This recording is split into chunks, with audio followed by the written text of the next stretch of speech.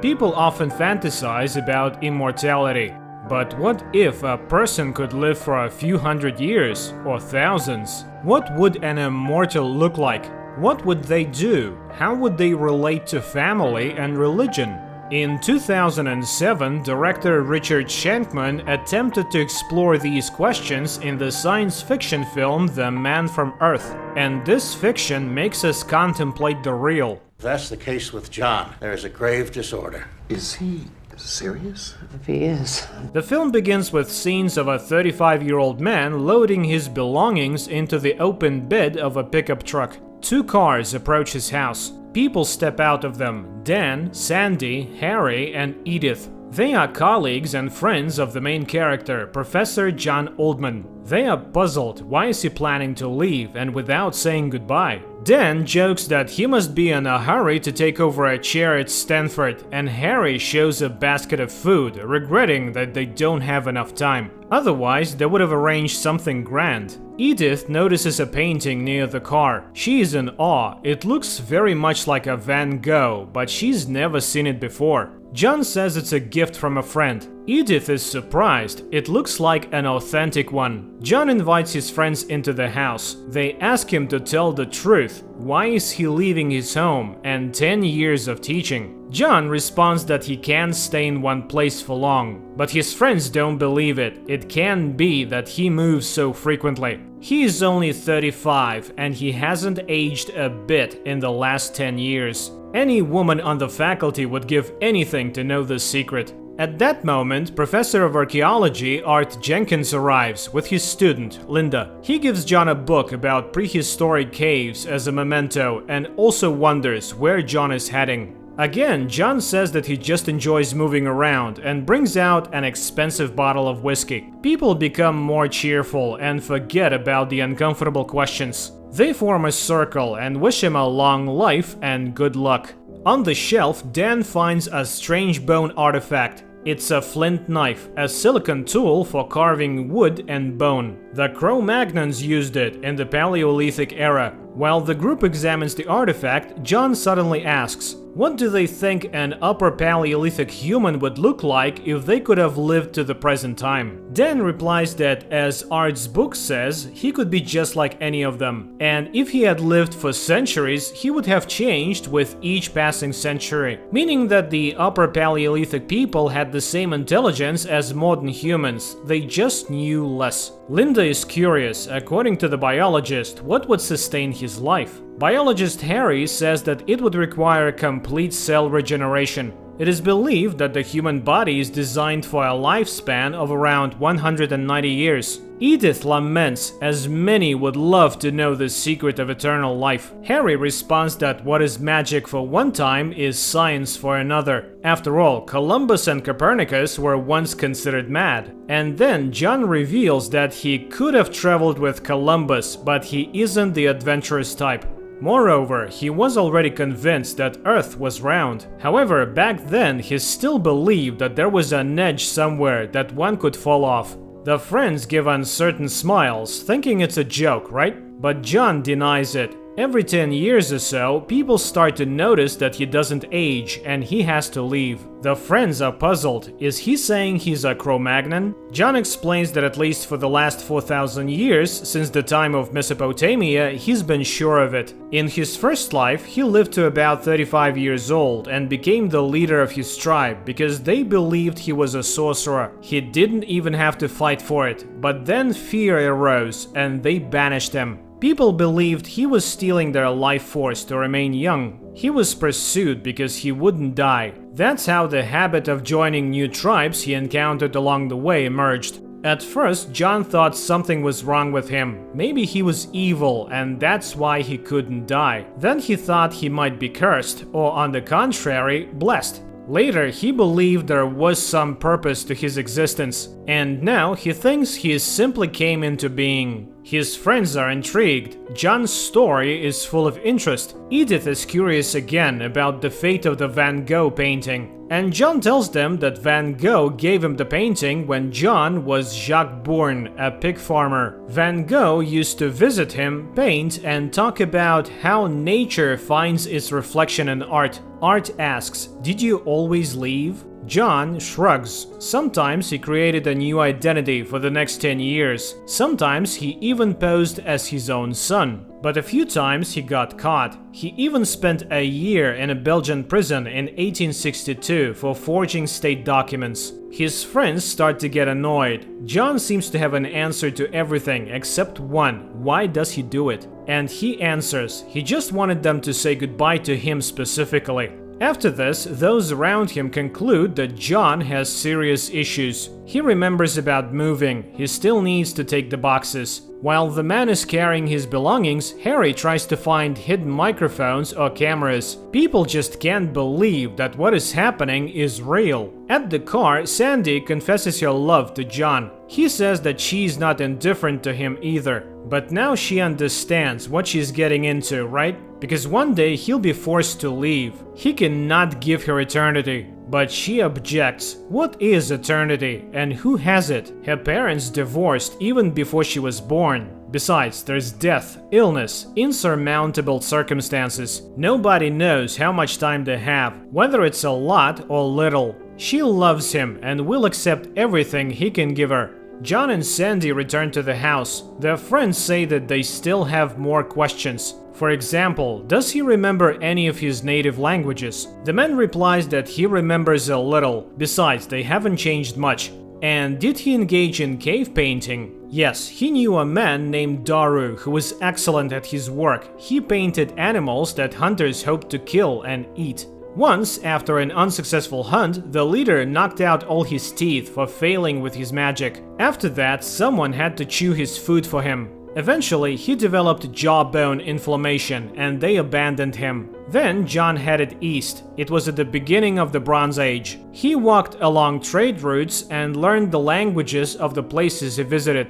Everywhere there were myths about the creation of the world and new gods. He was a Sumerian for 2000 years, then a Babylonian during Hammurabi's reign. For some time, he sailed as a Phoenician. It seems he spent his whole life on the road and learned a few new tricks. He even staged his own death a couple of times. He made it to India and met Buddha, the most remarkable person he had ever encountered. Buddha taught John many things he had never pondered before. In the midst of the debate, Dr. Will Gruber arrives. The doctor says that there is absolutely no way for John to prove the truth of his story, and no way they could verify it. He is either their friend, or a caveman, or a liar, or a lunatic. The doctor is curious. In this extensive life being discussed, did he ever get sick? John answers affirmatively. Like everyone else, he had serious illnesses, perhaps pneumonia or other lung infections. He suffered from typhoid, yellow fever, and smallpox. He survived the bubonic plague,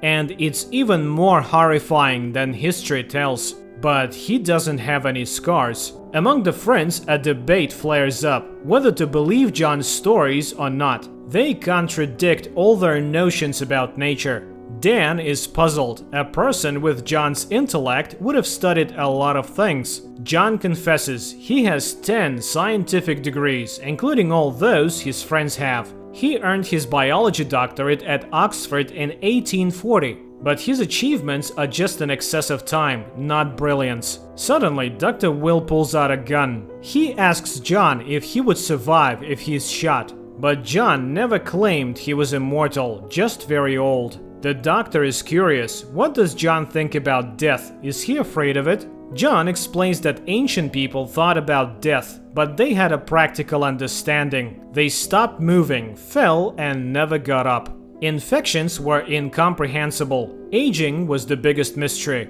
So at first, John thought that everyone around him was wrong. After all, they aged and died. And again, the friends ask, what is it like for a person when everyone they knew has died? The doctor asks John about his parents, but he says he only remembers glimpses. The doctor remarks that it's not surprising. He too remembers his father very vaguely. Will starts reasoning about what's fair and what's not. They will all die and he will keep on living. If that's true, it's not surprising that they might feel envy and even hatred. He accuses John. The others are outraged and try to stop the doctor, but he says that John is living an unjust life. Perhaps it's time for him to die. The doctor leaves, and then Harry informs everyone that Will's wife died yesterday, which is why he's so aggressive. John runs after his friend to apologize. Meanwhile, the others discuss John. The theory of illness comes up. John returns. The next question from his friends is whether there are others like him. The man admits that in the 17th century he met someone like him, and that person told him everything, confirming that he was just like John, but from a different time and place. They talked for 2 days and then parted ways. Edith asks if he believes in God. The friends become engaged as religious questions are close to everyone. Did he meet anyone from the Bible? Was he a part of religious history?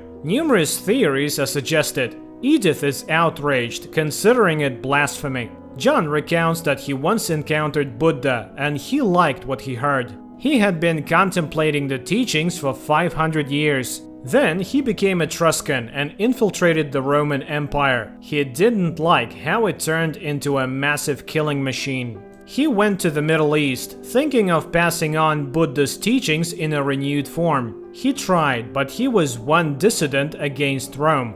Rome won, and the rest is well known. So John was Jesus? Yes, during the crucifixion he blocked the pain. He learned this technique in Tibet. He also slowed down bodily processes so much that they couldn't be detected. Everyone thought he died. They took him down from the cross and laid him in a cave. When he regained consciousness, he wanted to leave unnoticed, but a bunch of fanatics wouldn't let him do that. So he resurrected and headed to Central Europe. He can't prove it, he has no scars, and besides, they tied him down. But blood and nails look more convincing on icons. Edith is outraged. John deeply hurt her feelings. The friends start discussing religious questions. John says that he preached that Christ's teachings were about tolerance, brotherhood, and love. Life is here on earth, here and now. But then the talking serpent persuaded a woman to eat the apple, and everything went awry. Heaven and hell became tools for priests to rule with reward and punishment, trying to save souls that people never lost.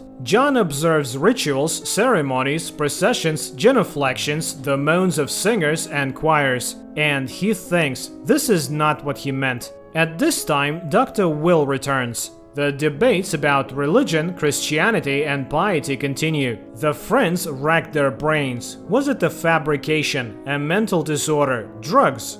But they can't find a solution. John completely baffled the four scientists. He continues to explain that religion is not what is happening now. The church grew out of fairy tales. Even the name Jesus grew out of John. He never claimed to be the Son of God. He wanted to share knowledge. He did not walk on water or resurrect the dead. The friends gather to leave, although they are excited by his story. Edith pleads again to say that he's not Jesus, and she starts crying. The lights come on. Will demands that he admit that it was all a joke, and then John confesses that it was just a story. Their outrage knows no bounds. But John says that they themselves pushed him to this thought. They said he doesn't age. Edith saw Van Gogh, then found the chisel. They themselves bought into his game, and he couldn't resist seeing how they would react to his words. After all, he had such a splendid audience. An anthropologist, an archaeologist, an expert in Christianity, a psychologist, and a biologist.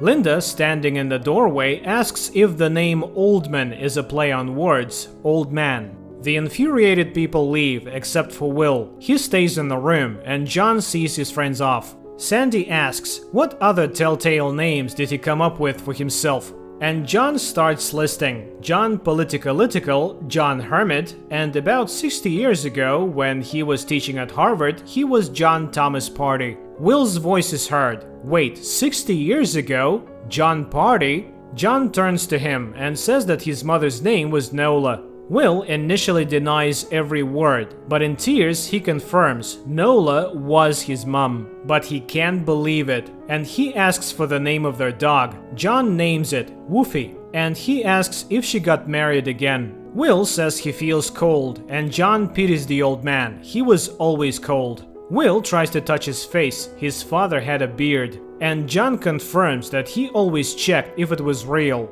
Will collapses. An ambulance and police car arrive at the house. They carry Will's body on a stretcher, covering it with a sheet over his head. Everyone leaves. Sandy asks if he has seen his adult child die before. John shakes his head. He gets into the car and drives away from the house. Sandy looks at him. The car stops at the bend. Smiling, she walks towards it.